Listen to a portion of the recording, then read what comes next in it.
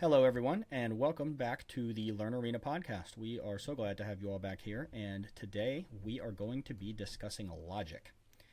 Now, logic is a philosophical concept that I'm sure a lot of you, when you hear it, associate with two things, either Spock from Star Trek, which is an emotionless rationality, basically, or you associate it with Ben Shapiro clickbait YouTube videos that say Ben Shapiro owns the feminists or libs with facts and logic in all caps. So I'm sure you don't even have great connotations of this, even just hearing the word. But I want to help you guys learn about this, not just because we have a course on it, which of course we'll talk about some here on the course of the podcast, but I want to help you guys think about what it might be like to fully understand and apply a deep understanding of what logic really is to your day-to-day life and what lessons we can learn from this that will help us live a smarter, more intellectual, more curious, and more fulfilled life. So Gabriel wrote our logic course, Gabriel being our kind of in-house philosopher. Yes. And so a lot of this conversation will be kind of directed at Gabriel, and he and I will have a fruitful discussion about it. So let's dive right in.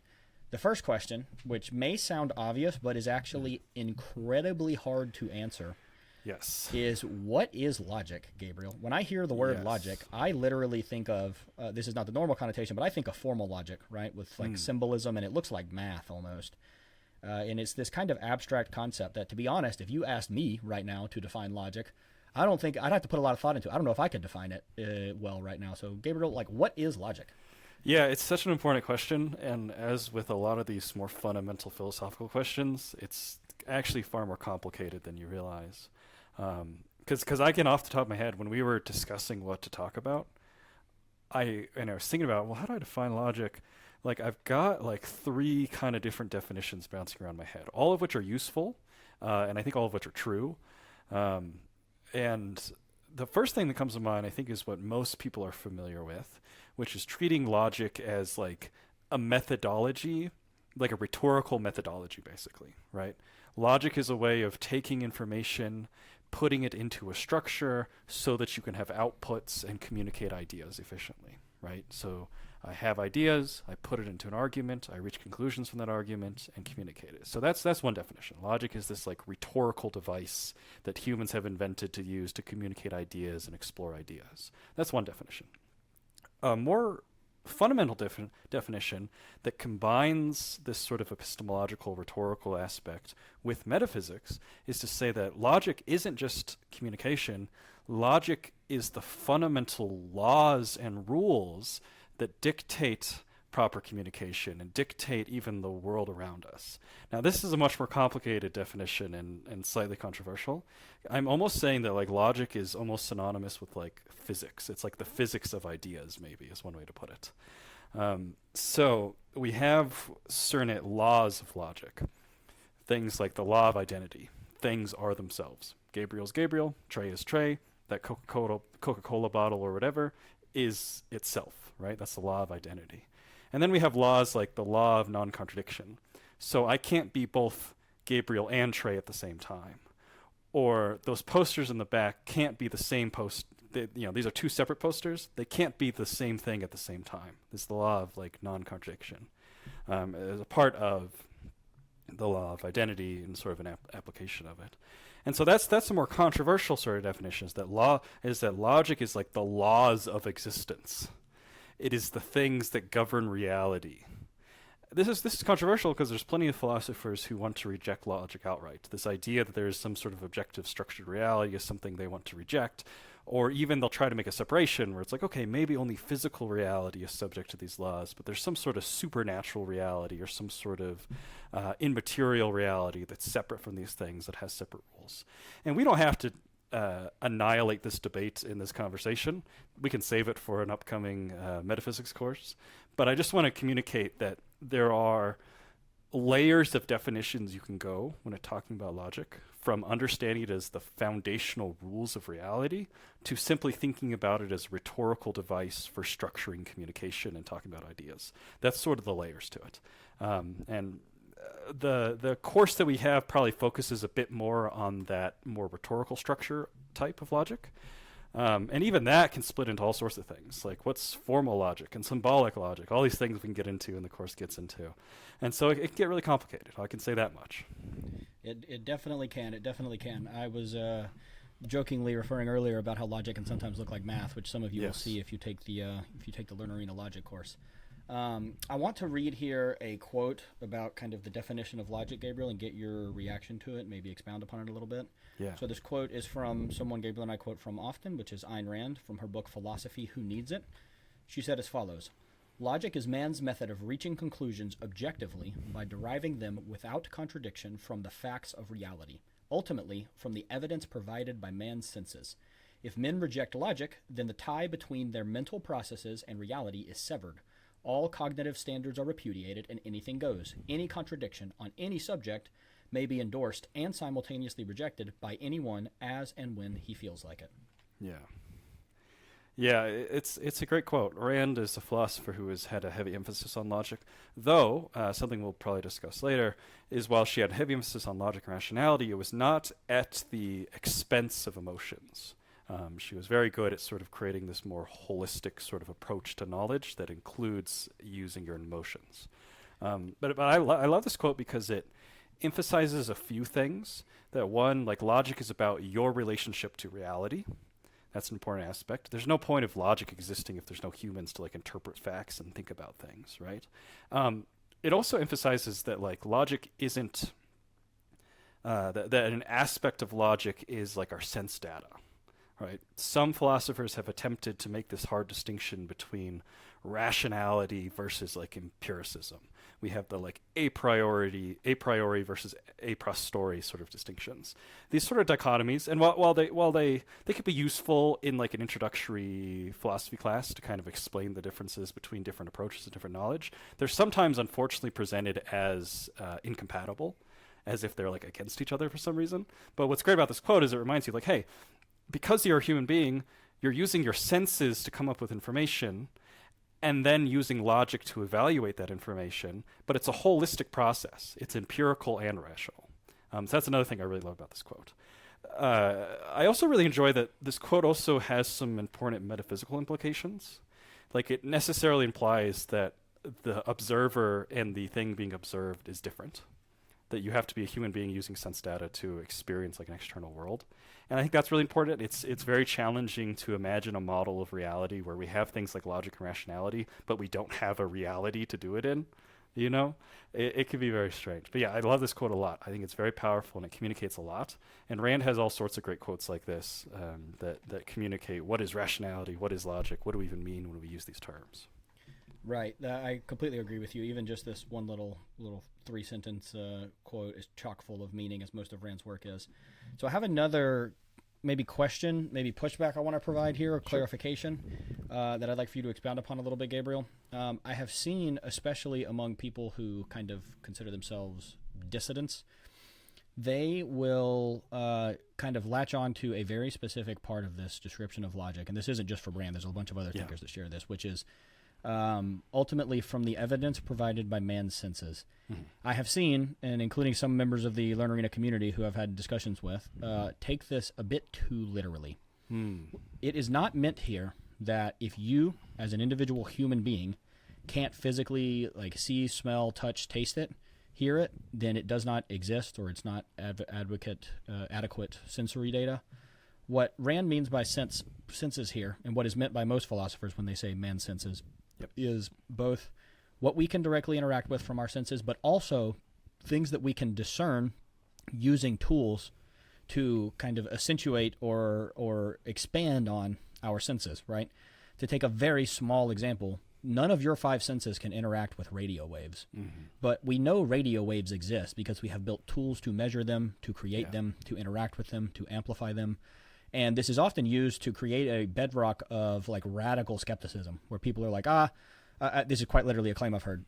All of astrophysics is fake because we can't observe directly with our own eyeballs without the aid of equipment some of the things that physics claims, both at the particle physics level, right, at subatomic particles, but also at the macro level, at the cosmological level, the movement of faraway galaxies and the formation of nebula and how those turn into galaxies, those sort of things. So I just wanted to make a point here that like this is not grounds for radical skepticism. This is not, we're not doing a textualist, literalist reading of the Constitution here, right? Senses has a broader definition than just senses here. And I only bring this up because I think amongst our audience in particular, this is a point of confusion, and understandably so, because you read philosophers talking about senses, right? And you're like, oh, well, if I can't interact with it with my senses, well, then it must not be logical. So I'm curious what you think of that, Gabriel. Yeah, it's a curious sort of idea, because no one who believes that in sort of the abstract philosophical sense really lives out those ideas.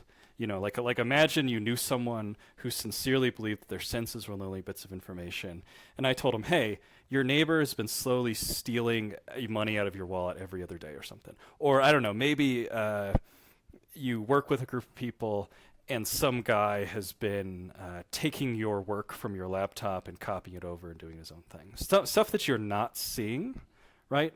It would be absurd. It would be very silly, very dysfunctional if you wrote it off as like, oh, I didn't see it, therefore it didn't happen, right? You can think of all sorts of harms that could fall into that category. And so like no one really lives from this mindset of only my senses are real.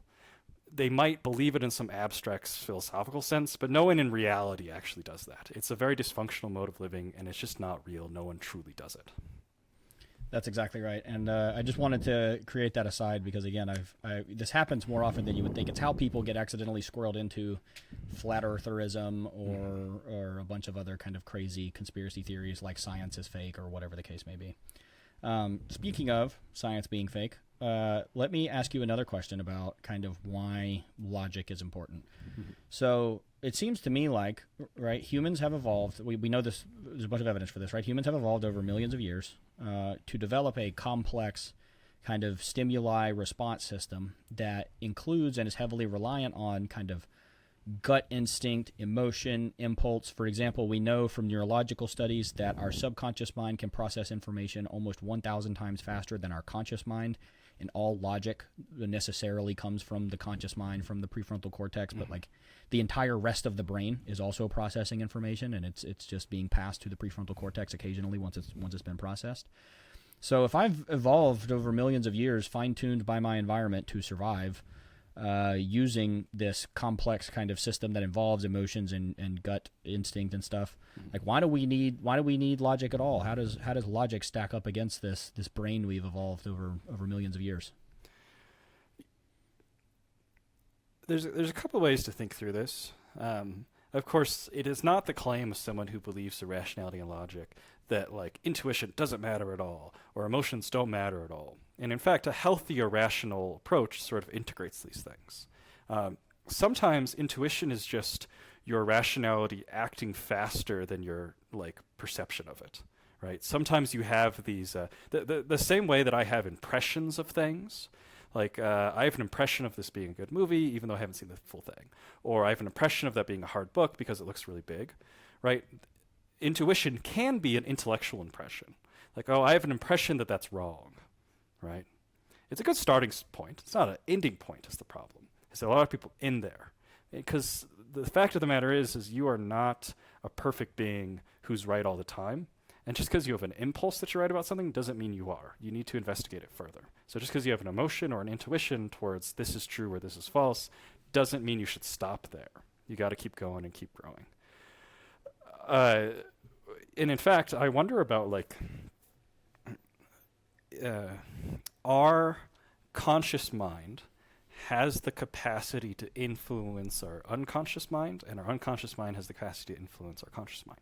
Some people are slaves to their unconscious. Some people have just given up and said, my emotional impulses are in charge, and I'm not going to think, and I'm not going to be rational. But you can program yourself. You're capable of changing your mind and thinking about how you value things. And if you do that enough, eventually it changes your brain. This is what we call neuroplasticity, right? It's just an objective fact of our minds that it's programmable. That requires effort. It's not going to happen overnight. But if you change your mind on something and then continually assert that belief over and over again, you will reprogram yourself. And so you kind of have a choice. Like, sure, it is the case that your evolutionary instincts, your intuition, and your subconscious has done a lot to help you live and survive. But has it done enough to help you thrive? That's what you got to ask yourself.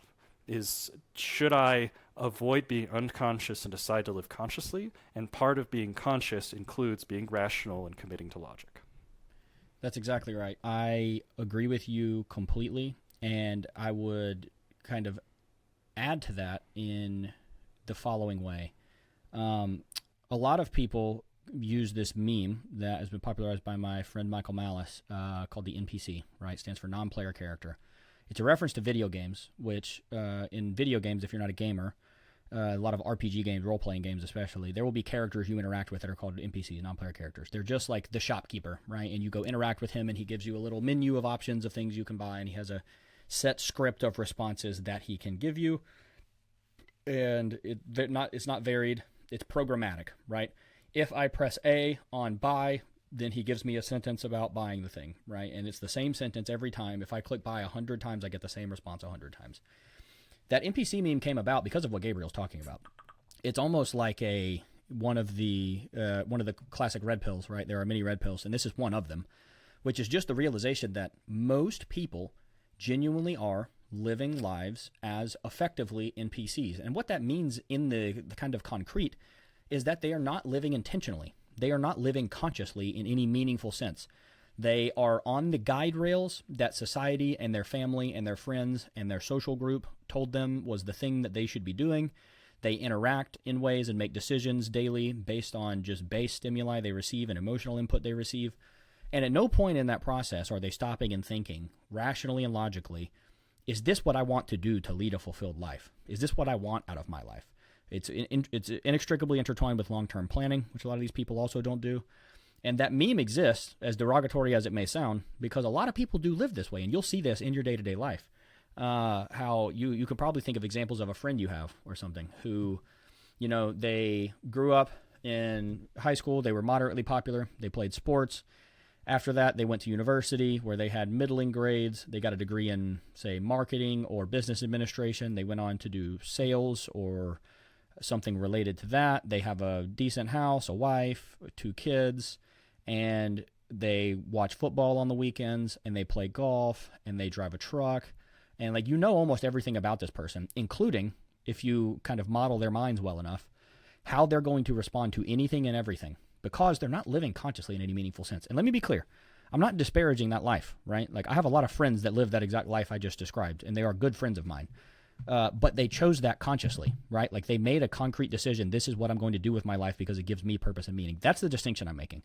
We're not making a value judgment or a normative claim about any particular way you're supposed to live. You don't have to be a hippie and go to Burning Man and travel the world or whatever. You can live that life I just described. It's all about choosing it consciously rather than just doing it unconsciously because it is the railroad upon which you were set from the day you were born through the circumstances of your life. That's all we mean by living consciously, and how this relates to logic.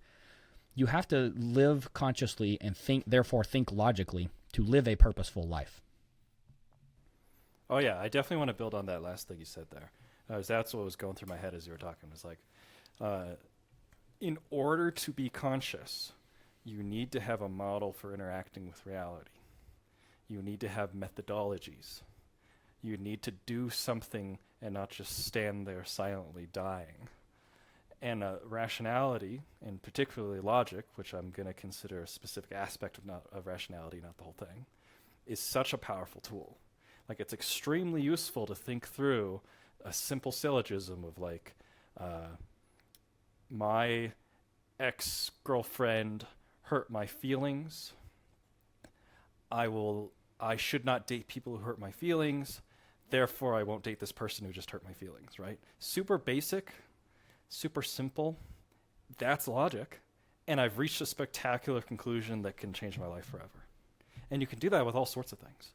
And logic, of course, is applicable to philosophy and big debates and all these big topics, but it's applicable to those small things too. Choosing who to date, choosing what to eat today, choosing if you're going to go for a run or go lift weights. All these things require your sense data, require research, require information. You take that information, put it into sort of a structure, and reach a conclusion. And that's it. And it sounds simple, but the application is so useful and so powerful. And you really, this is a key aspect of a flourishing, healthy life. is having some aspect of consciousness and rationality and logic in your life. That's exactly right. Now, let me challenge that claim as well, though. You could get the impression from the way we've discussed this so far that logic and rationality should reign supreme. So I have 2 points I want to cover here. Before I get to the meatier one, let me just ask almost a terminological question, because we keep using these two terms interchangeably, and I genuinely don't know if they're interchangeable or not. So you tell me. This is genuine curiosity of mine. Yeah. I, at least, use logic and rationality completely interchangeably. Mm-hmm. Now, rational and rationality has a specific definition in economics, which we covered on the last episode. Yeah. That's not what I'm referring to. I'm referring to anything else besides economics, basically. That has a technical jargon definition in economics. Mm-hmm. I mean, in every other field. Are logic and rationality the same? Are they different? Are they, in fact, interchangeable, or am I using these wrong? Sure. So I don't think treating them as interchangeable is a big issue, unless you're teaching a philosophy course like I did. Right there, I have to be clear about, like, okay, we're not necessarily talking about how to evaluate like a scientific study. That's a different type of rationality. We're talking about like formal logic and argumentation and fallacies and symbolic logic. Like that is a certain branch of epistemology, a certain branch of communication, a certain branch of rationality. But even if you look at the Rand quote that we read earlier, it seems to combine rationality and logic. And it seems to use those words very interchangeably. And I think that's fine. I think it's just important in any sort of context of communication, you're just clear about what you mean. And for the course and for a lot of what I'm trying to communicate here, I see logic as sort of separate from, or not separate, as a subcategory of the larger picture of rationality, an important aspect of it. You certainly cannot have rationality without logic, but I don't see it as the singular defining aspect of it. Got it. Okay, that's super helpful, and I appreciate that. I wanted to clarify that both for myself and the audience. Now, the second part of the question I was going to ask. Our discussion thus far could give the, in my opinion, mistaken impression that emotions and intuition, but let's focus on emotions for now, especially, don't have a role to play here. And the classic meme example of this and why people push back on emotions a lot, I mean, push back on the concept of logic a lot, lies exactly in this distinction, right? So how should we think about using emotion in our logical thought? The classic example here, and just to contextualize why this is really important to figure out, and I'll make fun of myself here for a second. I went through this phase in college where I first discovered philosophy and was reading a bunch of philosophers, Aristotle, Plato, and then I actually skipped way ahead to Rand after that, as it seems like a lot of college-age men do for some reason.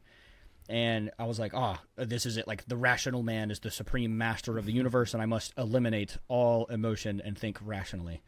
And my girlfriend of the time broke up with me not long after, and I have to think this played at least a small part of it, right? Because I had no qualms with her telling me something that bothered her, and my response would be something along the lines of, well, that's irrational, and therefore I'm going to ignore it because you're being irrational and therefore wrong. So just as a small example of how misunderstanding logic can lead you astray in your personal life and why this really matters. So how should I think about using emotions and intuition, but emotion specifically in the context of logic? Does emotion convey or contain information that should be relevant to my logical deductions? Should emotion be completely ignored? Should I try to be Spock from Star Trek, utterly emotionless? Yeah, I have so much to say on this because this is something I think a lot of young philosophers sort of fall into. It's a very natural trap where you think like, oh man, well, reason obviously is so powerful. It's built civilizations, but emotion has destroyed. Emotion is the reason my mom was shitty or something, right? Like there's these kind of very natural sort of traps that people fall into. And in fact, Ayn Rand herself, what was the context? So Nathaniel Branden was her sort of colleague and lover at a point, and he wrote a lot as well. One of the books he wrote was The 6 Pillars of Self-Esteem. He also did a lot of lectures. And I forget if it was in the 6 Pillars of Self-Esteem or if it was in a lecture, but he makes this point that he remembers talking to her about one of her famous books, The Fountainhead.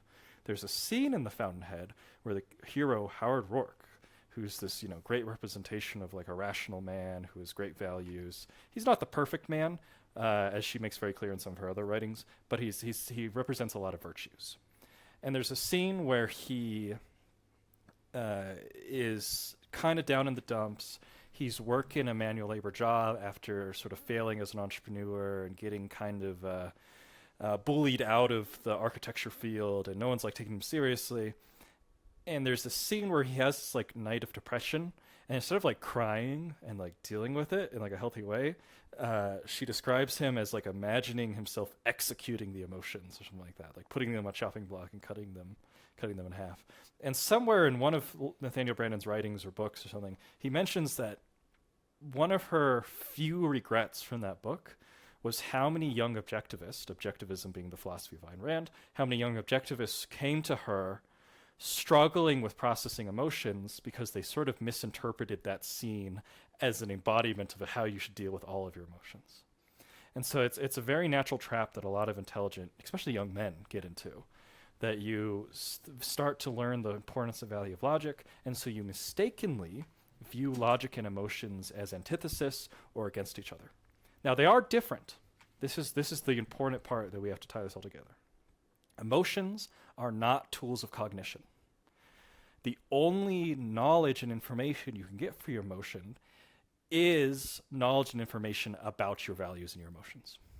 This pie tastes good? Well, that's an emotional statement. And I've learned about my tastes. Beyond that, there's not a whole lot of information that's communicated. But in order for me to make arguments, in order for me to live a life, I have to think about, what do I find good? What do I find bad? What do I find beautiful? What do I find ugly? What makes me happy? What could be more important than asking what makes me happy, right? And that's a deeply emotional question, but it's a question that requires a rational input. It requires sort of logical deduction. You can maybe think of it this way. Logic is the foundation in which we build the house of our emotional flourishing life. You cannot have a healthy house without a foundation. But to view the foundation as more important than the house is a mistake. It's an integrated whole. Every piece matters, but you gotta get the foundation right, or else you're gonna have a shitty home. Yep. Let me even maybe expound upon that a little bit with concrete examples from my own life, and let me give you kind of practical examples of what Gabriel means by this, right? I'll give you two examples. Yeah. First, when I'm feeling a strong emotion, okay? And let me be clear, this is a skill and a thing you have to train that I will readily admit I am quite bad at still, like very bad at. Gabriel knows this, but I've had some struggles in my personal life of the last kind of few weeks to month, precisely because I've been bad at this. But the way it should work and the kind of healthy habit to build here with the interplay between logic and emotion is as follows. Let me take a very small kind of silly example, and to be clear, I'm making this up. But like, let's say I, for whatever reason, am annoyed at my wife because she wanted to watch a show I didn't want to watch on Netflix when we were spending quality time together, right? And I feel, therefore, angry and annoyed at my wife because of this. The irrational response there would be to just run with the emotion. Just say, I'm just angry and annoyed, so I'm going to treat her like crap, and that's the end of that story. Another irrational response would be, I am a man of logic. My emotions are irrelevant. I should ignore this completely. There's nothing going on here. It's just an emotion and therefore to be ignored.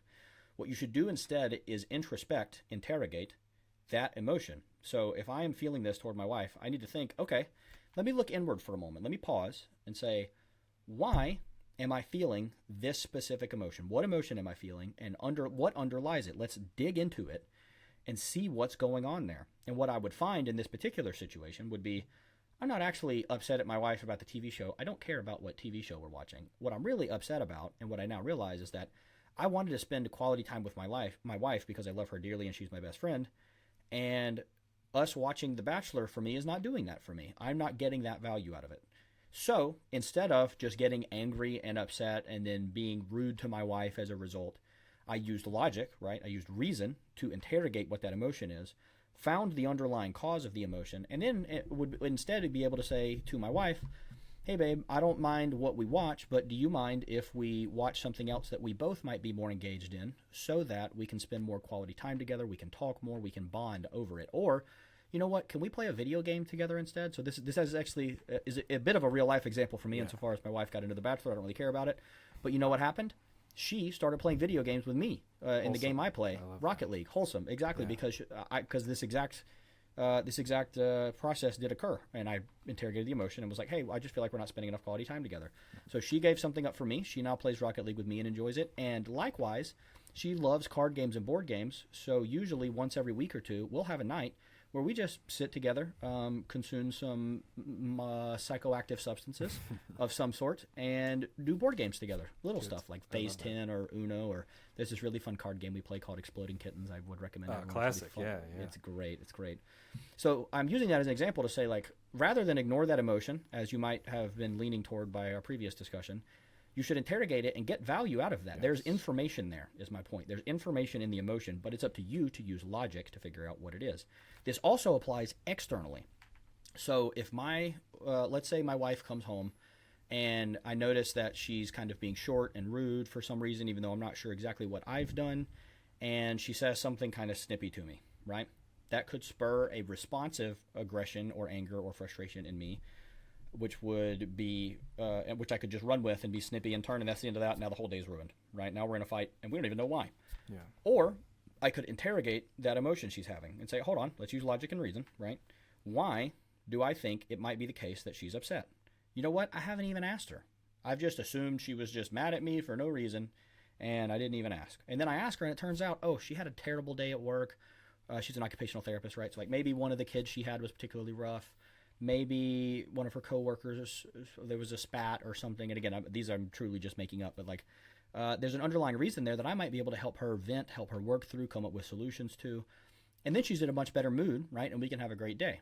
Now, that would not have happened if I irrationally either A, just ran with the emotion, or B, irrationally just completely ignored it and said, she's just being emotional, and emotions are irrational, therefore I'm going to ignore it.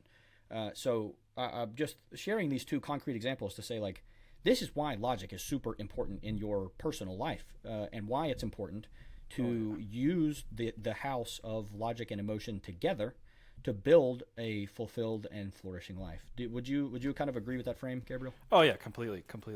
In fact, Ayn Rand, once again, such a relevant philosopher to what we believe when we talk about. In the same text, Philosophy Who Needs It, there's a line that's literally, in the field of introspection, the two guiding questions are, what do I feel and why do I feel it? Necessary questions that take the subconscious emotional response into the consciousness so you can evaluate it and think about it. And time again, I've met people who are very smart and very rational, but because they've hidden from their emotions, because they've built this false dichotomy, because they've kind of made the disconnect, they end up actually being very emotional people, but they just can't admit it. They're angry about something, they're hurt. And instead of just saying, man, I'm hurt, can I get an apology? They say, oh, you're the one being irrational. You've compromised our principles, and I can't work with you anymore, right? And it's very strange. It's very unhealthy. And the solution here is stop creating these false dichotomies and be truly rational, which involves integrating and understanding your emotions. Yeah, of course, Rand has a quote on this. You know, this is funny. This is a tangent. I'm going to leave this out there and then move on to something else, unless you want to respond to it, Gabriel. This is a really good reminder of why, ladies and gentlemen, it is super important to read a lot, okay? I read Rand's Philosophy Who Needs It way back in college, over a decade ago now for me. This was the very beginning of college. I had totally forgotten about that book until I was prepping for this podcast today. I skimmed some quotes. I didn't even encounter the one Gabriel just read. But I didn't even realize I have been applying that concept, that mental toolkit of looking at my emotions and saying, what am I feeling and why? From that time forward, on and off, to greater or lesser degrees of success and with greater or lesser degrees of consistency.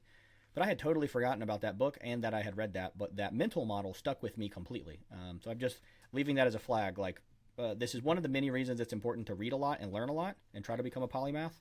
You may not remember every word of every text you read unless you are blessed with an eidetic memory, but the concepts, the ideas, the thrust of what you read will stick with you over time. So I'm just leaving that as a kind of flag there and why I think that's important. Now I have two final things I want to cover here, Gabriel, and then we'll wrap. These are a little more on the fun, lighthearted side. So the first thing is a question of aesthetics, okay?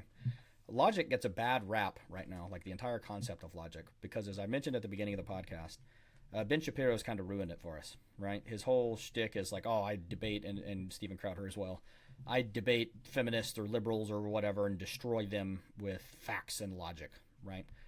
Aesthetics matter a lot. Gabriel and I will one day soon do an entire podcast on aesthetics to discuss this. But I'm just going to make the claim and not defend right now that aesthetics are extremely important to the human experience. And right now, aside from the usefulness of logic as we've described it, like the entire concept of logic in pop culture has a quite negative connotation. People either think of Spock or they think of Ben Shapiro. And aesthetics matter a lot. It has even spawned a meme called the debate bros or debate me bros, right? Which are the Ben Shapiro lights who just want to debate all the time. Again, I was one of these in college, unfortunately. Where do you think that negative aesthetic connotation comes from? And what are these people getting wrong? What are the Ben Shapiros and the Steven Crowders of the world? What are the debate me bros getting wrong about how they think about and use logic? So obviously it's going to depend case by case, and you have to be careful not to psychologically diagnose anyone that you don't know on a personal level. But I have a suspicion that a big part of the problem is that a lot of these people have accepted the false dichotomy. They've accepted this idea that emotions and logic are enemies. And ironically, if you investigate the history of philosophy, you'll find that it is the people who are kind of anti-logic that invented this dichotomy. It goes as far back as Plato, who sort of creates the separation of our reality versus the reality of forms, and the forms are more important, or something like that. This dichotomy is as old as philosophy. Many of the world's problems stem with Plato just being slightly wrong about something. And I encourage everyone to read Aristotle, who I think corrected a lot of his mistakes. I think it just has to do with that, is that they've accepted this kind of false dichotomy, and they've decided, well, I'm better than that, I'm not emotional, and so anyone who's reacting to me from an emotional perspective, even if it's a genuinely legitimate emotional reaction to have, just because you said something rational doesn't mean it was nice. It doesn't mean it was a kind way to say it. And so people are going to respond sometimes. Now, it's very silly to look at that and decide, oh, well, rationality's dumb and silly and evil and mean. It's the same sort of mistake. It's just this creation of this false dichotomy one way or the other. And we should create a society where we celebrate rationality and celebrate logic, but we do it in a way that doesn't disconnect it from the core of it being just part of our human experience, which includes the broader full spectrum experience of our emotions and our reason. Got it. That's. I think you're exactly right. I think you kind of hit the nail on the head there. They've made the error that again many people make. They just never grew out of, which is that emotion is irrelevant and logic and rationality are all that really matters in the world. Now, speaking of debate, there is a piece of logic that is critically important for reasoning well about the world, and that is the concept of fallacies. Okay. And our course on Learn Arena will walk you through all the different types of fallacies, how to identify them, and train you to do so. And the importance of this is really critical in helping you learn effectively about the world and to learn, importantly, to identify what is a good argument for something, what is a good justification for something, and what is not. So, Gabriel, can you tell us what is a fallacy at the concept level, and then give us a few kind of examples of ones that you think we encounter most often, for example, when we're reading debates online, which is where a lot of this happens now, or on other kind of community spheres. Maybe you're with your friends at a bar and you guys are debating something. Being able to identify these fallacies is really important to learning about the world effectively. So what is a fallacy, and what are some of your kind of just subjective opinion here? And I'm going to throw a few out too. Like, what are the most common fallacies you think that we often encounter, and how do we identify them? What are they? I think the most formal definition of a fallacy is something along the lines of a fallacy is a faulty attempt at reasoning. So it's like a misuse of logic, an abuse of it. Once again, Aristotle gets credit for being the first person to solidify like a formal list of possible fallacies. We've evolved since then and added others, but he focused a lot on what we refer to as formal fallacies. So these are fallacies where the error is in the logical structure. Someone's constructing a logical argument. We'll call it a syllogism, which is just a short logical argument, basically. And they've made some sort of jump, error, or misstep in the structure. That's called a formal fallacy. What most of us are familiar with is what we call informal fallacies. Some of these overlap with some of the formal fallacies, but it's things like ad hominem, right?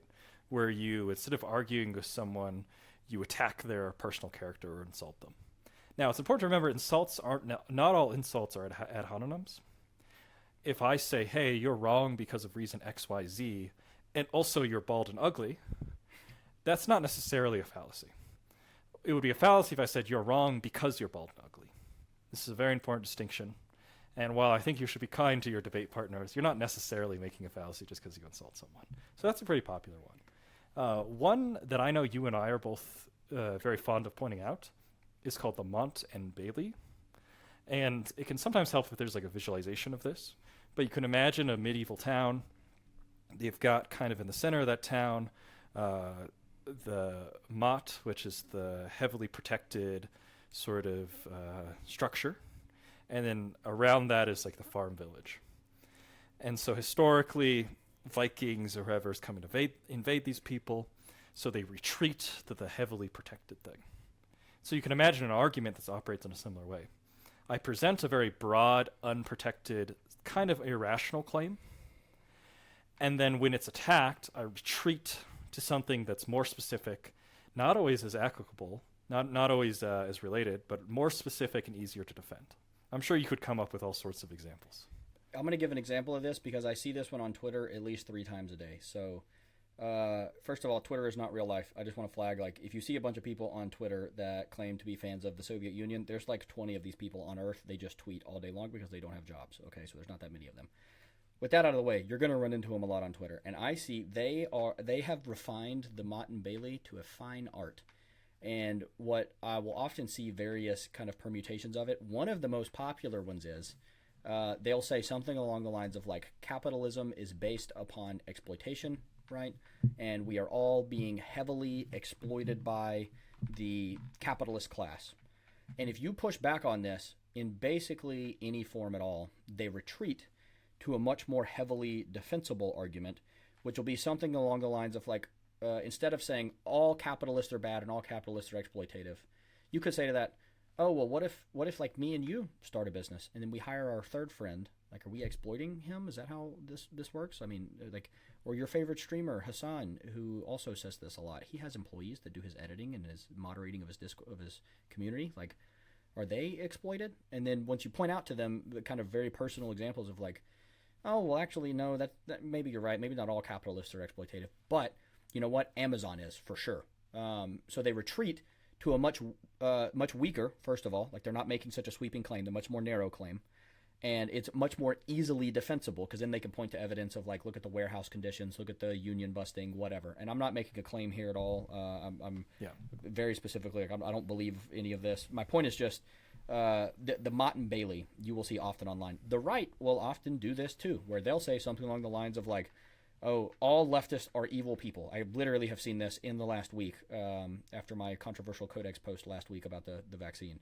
People were calling me an evil liberal and coupling the two together.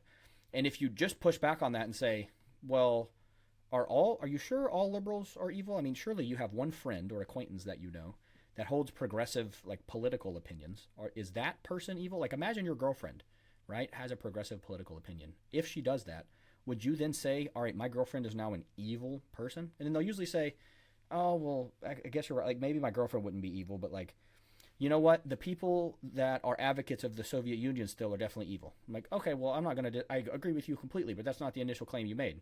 That's a Mott and Bailey. So my point is just this happens on both sides of the political aisle. It happens all over the place. It's one of the single most common fallacies that you run into. Oh, yeah.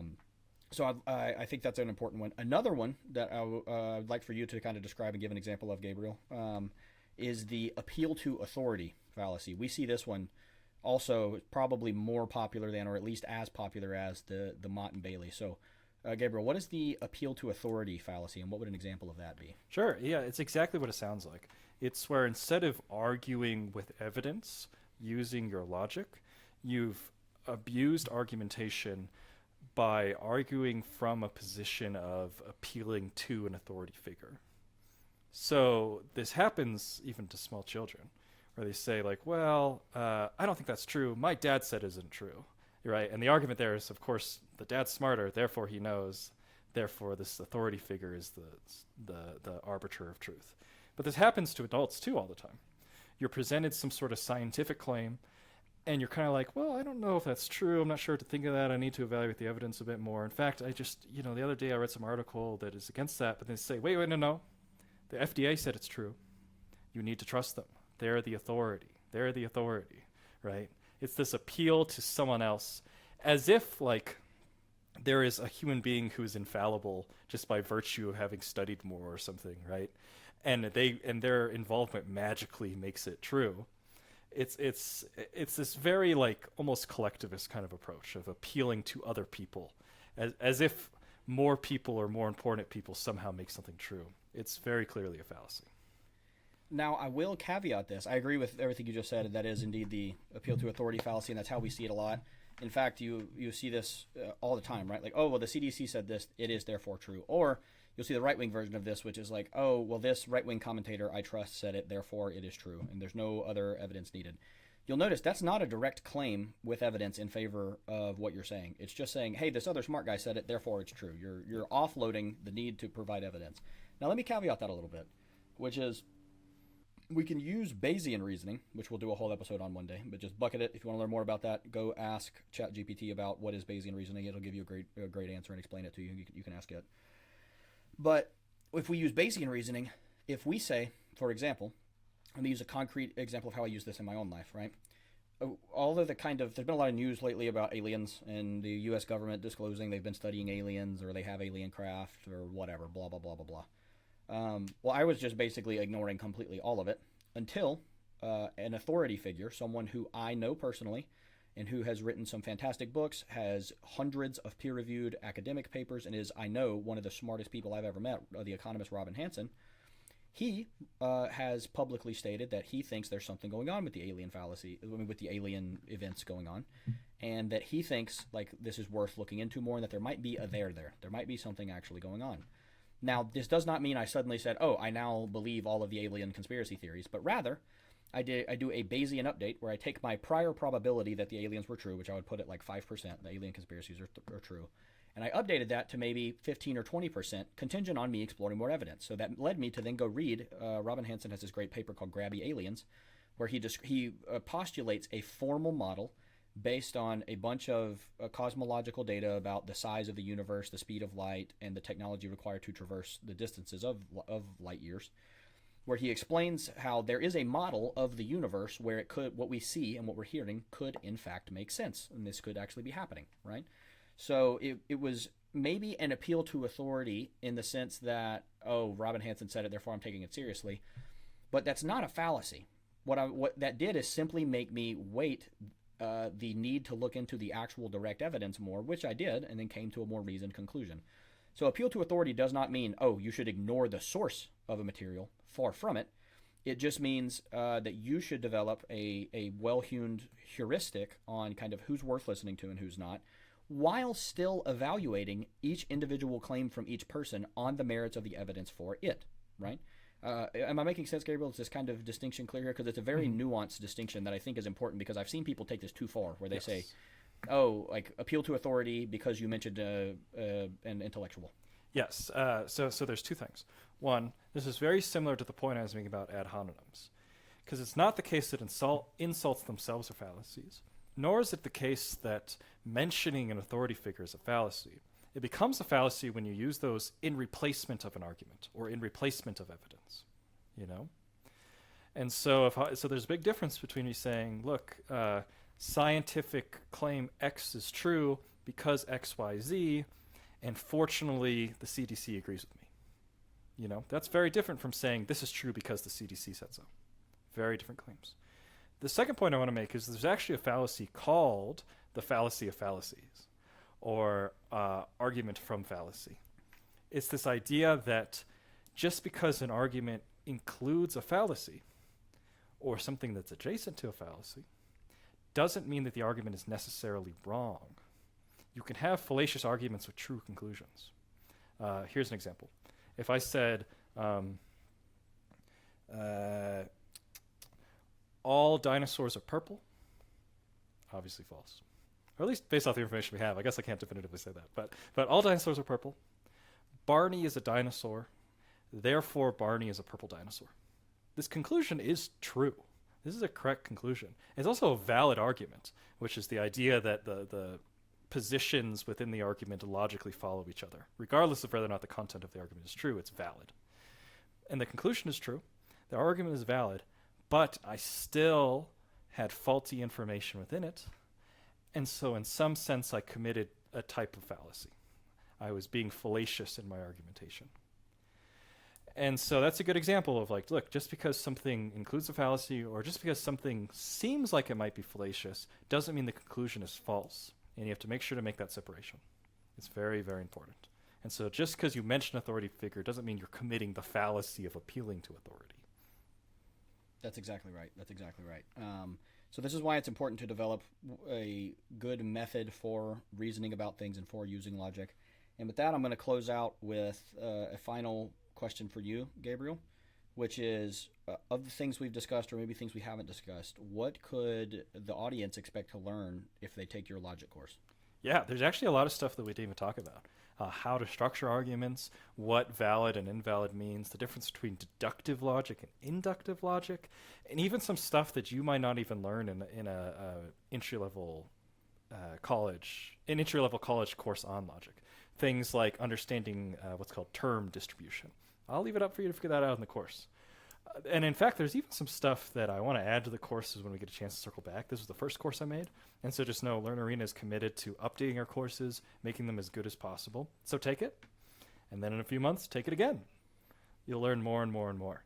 So yeah, the course talks about syllogisms, talks about arguments, talks about fallacies. And then I get into what's called symbolic logic, which is kind of the math of logic. Converting claims into variables and using math-like approaches to see if we can reach meaningful conclusions about validity and true or false statements. It's a great course. I'm really proud of it, and I really hope you guys enjoy it. I'll just second that. I'm a bit biased here, obviously, but I took the course during testing and loved it. I learned a lot from it, even though I've read some, not all, but some of the same books about philosophy and logic that Gabriel has read, so it's definitely a very good course. So with that, we thank you all so much for listening and joining today. As usual, please subscribe to our YouTube channel, comment on this, wherever you might be listening to this, and please go to learnarena.com and subscribe there as well. If you're enjoying the podcast and want to learn more about logic, go subscribe and take the logic course. And with that, we will break for the day. Thank you all so much. Thank you.